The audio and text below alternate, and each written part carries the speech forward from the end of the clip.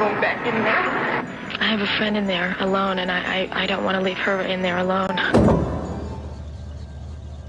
In the early 1970s, director William Friedkin adapted for film a horror classic written just 2 years prior by novelist William Peter Blatty.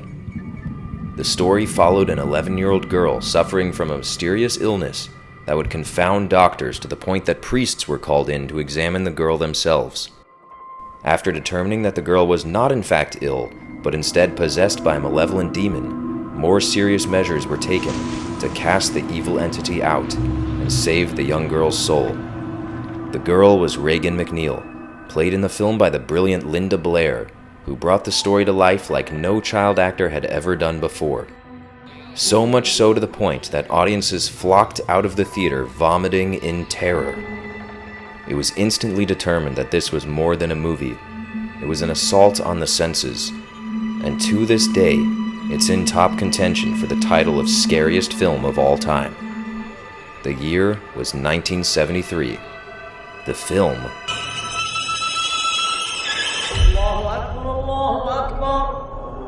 What's up, beautiful people? I'm Zach, and you're watching Zach Makes Movies, the channel where we talk about... You guessed it, Frank Stallone. On this channel, we talk about all kinds of movies. But in October, we talk about one kind of movie. Over the last few weeks, we've talked about the Evil Dead series, A Nightmare on Elm Street, Halloween, and An American Werewolf in London. But today I want to talk about what might be the scariest film of all time. Jesus Christ! It is he who commands you! He who plunged from the heights of heaven to the depths of hell! Something that I really love in horror movies is an opening scene that has absolutely no visual relation to the rest of the movie. I love the idea that a film that will mostly take place in what is essentially a haunted house starts off with a 10-minute segment in the Middle East. From the first moments of the movie, the stakes are set as a religious totem is unearthed in an archaeological dig. The combination of the visuals and the music work in perfect tandem to let you know exactly what you're in for from the beginning. There's so many great moments in just the opening scene, from the ticking clock to the barking dogs to the carriage that comes out of absolutely nowhere, nearly running Max von Sydow over. Is it Sydow or Sydow? Sorry. Oh, great, a roach.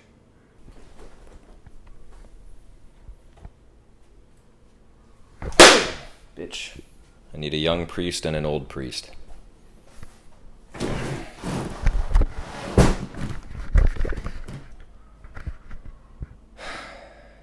I hope you guys like these videos because I don't have time for this. Anyway, The Exorcist is unlike any film made before or since. Much like Evil Dead, it birthed a new subgenre of horror. And much like Evil Dead, it was never topped again. There are many successful films about demonic possession and exorcisms. Dozens that are actually pretty good. But absolutely nothing comes remotely close to this. Who lives and reigns with the Father and the Holy Spirit. Damien! If you think it's scary to watch this movie now, imagine what it was like sitting down in theaters in 1973 and witnessing scenes like these. Shit hurt. Oh my God. There's no way to put into words It's very, very real. what that audience must have felt. I don't like it. I want to go home. I want to see if it's going to make me throw up. Particularly the religious members of the audience that already believed People are extremely depressed by this. that everything shown in that film could happen to them. But I just found it really horrible. I just had to come out. I couldn't take it more. William Peter Blatty's novel is executed to absolute perfection by the great genius William Friedkin. A man who was once quoted as saying, I don't give a flying fuck into a rolling donut about what Al Pacino thinks. I cared a lot, for example, about what Tommy Lee Jones thought, because this guy was a brilliant, professional, prepared actor. William Friedkin did not give a fuck in a way that almost no other filmmaker did not give a fuck. Take one. Take one. There'd be more than one take, will there? Mr. Ford, you made a picture called Three Bad Men, which was a large-scale Western. How did you shoot that? With a camera. Isn't The Sun Shines Bright kind of a little picture that you made for yourself? Would that fall in the same? Uh-huh. Mr. Ford, I've noticed that your view of the West has become increasingly sad. Have you been aware of that change? No. Would you agree that the point of Fort Apache was that the tradition of the Army was more important than one individual? Cut. William Friedkin was a little different from some of the other fathers of the horror movement.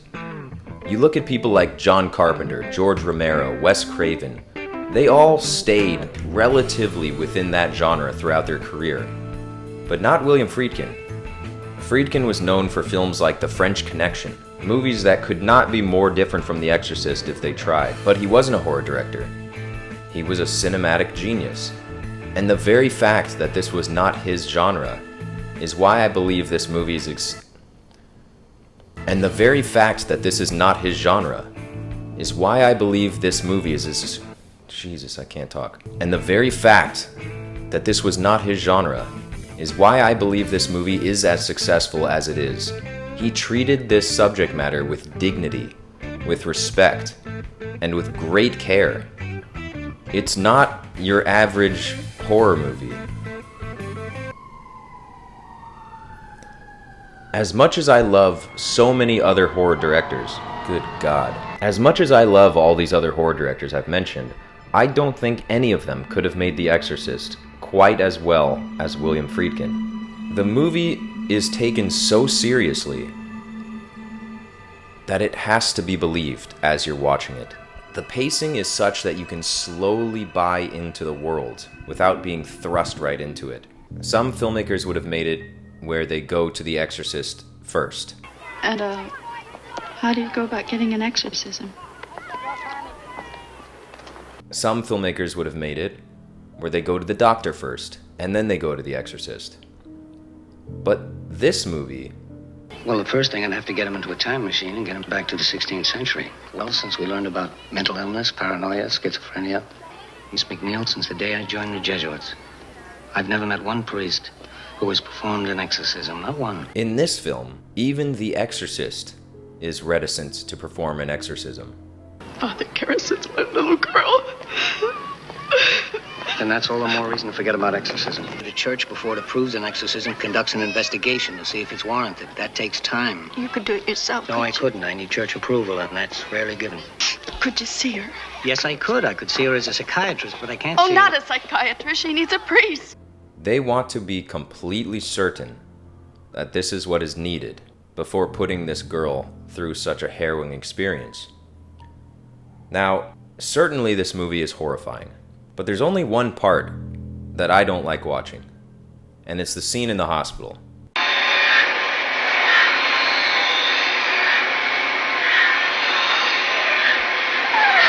They made it so clinical that your fear just builds to a point even before anything demonic happens.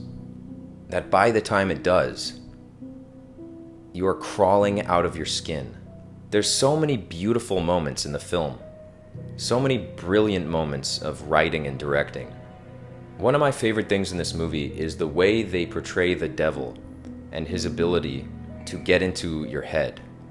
This small little moment with a homeless man in the subway asking for help from Father Karras, and then that same voice and that same line being echoed later in the movie during the exorcism is one of the most memorable moments to me. Can you help an old altar boy, Father? Your mother's in here with his cars. Would you like to leave a message? Similarly, the use of repetition throughout the film such as the scene with his mother. Why you do this to me, Danny? Please. Dimi, why you do this to me? Please, Dimi, I'm afraid. Hearing the voice of our grieving protagonist's dead mother coming out of this possessed little girl is so disturbing that it will send shivers down your spine before we even get into the crazy visuals. You're not my mother! Sure, the vomiting is grotesque.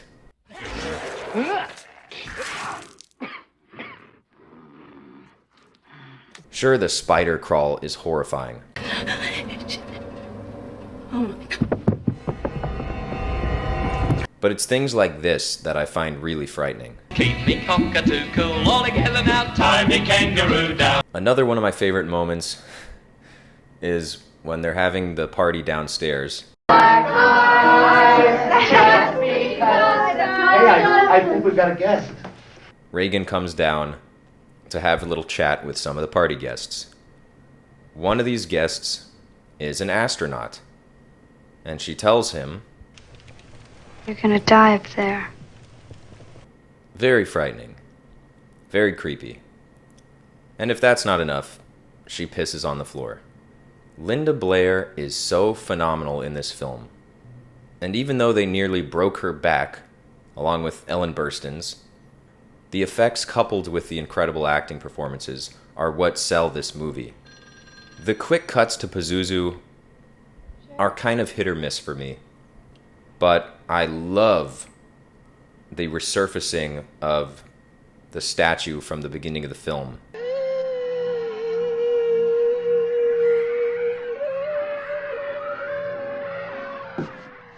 The visuals in this movie are second to none when it comes to horror. Max von Sydow as Father Merrin walking up to the house in that iconic shot might be the single greatest shot in the history of horror. The cool blues and the deep dark shadows meld together in a style that is more reminiscent of noir detective films than horror. But to me, Jason Miller's performance is the heart of the film. He's a priest who's struggling with his faith. He's struggling with his own demons that manifest themselves literally. Ellen Burstyn and Linda Blair have this beautiful mother-daughter relationship in the film that, before anything crazy happens, is portrayed in a very normal and healthy way. There's one moment in this movie that I find absolutely insane. As a director myself, Ellen Burstyn is playing an actress in this movie. She comes out of makeup, walks onto the set, picks up a megaphone, says her line one time, cut, we're done. That was it. It is so bizarre and so phony. That is not remotely how film sets work, and obviously William Friedkin knows this. I understand that they didn't have time to waste in this movie with any more of that shit, but it just is so bizarre to me, and it takes me out of the film every time. That's the only moment. Everything else in the movie is fantastic. But Ellen Burstyn's great.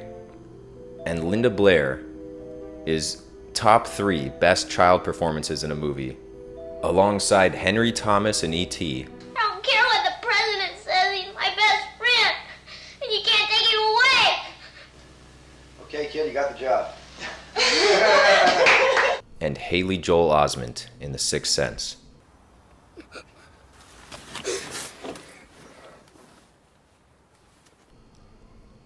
What they put this poor girl through in this film is unconscionable. And one of the reasons that I try to keep children out of main character roles in my own films.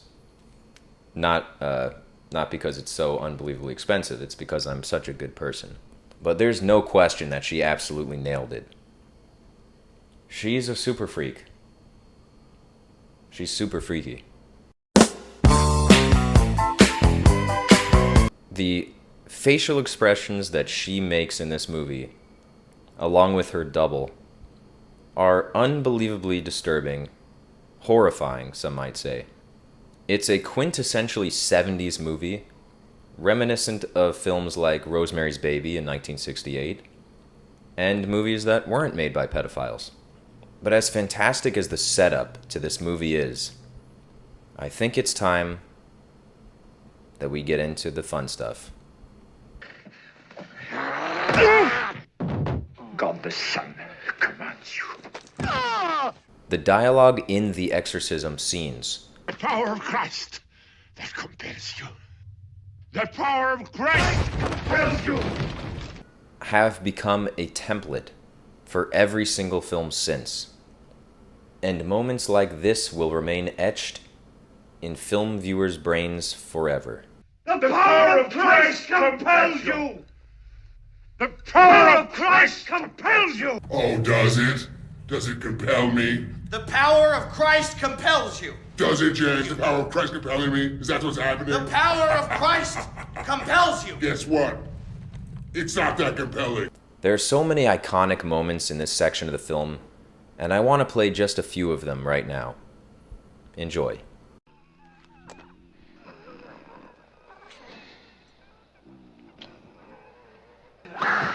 Let the enemy have no power over me. I'm the son of iniquity, be powerless to harm. Your mother sucks cocks in hell, Karis. Amen. Oh, Lord, hear my prayer.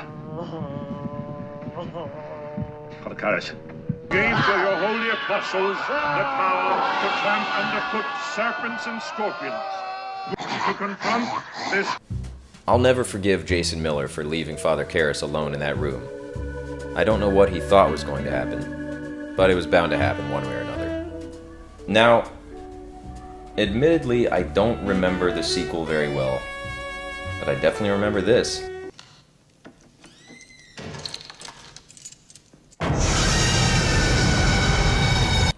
The Exorcist Part 3 is actually pretty solid. If you haven't seen it, I do recommend it. But absolutely nothing will ever come close to the original. Except for the film that I co-wrote that's coming out next month. So be on the lookout for that. Now, while The Exorcist may be the scariest horror movie of all time, it's not my favorite.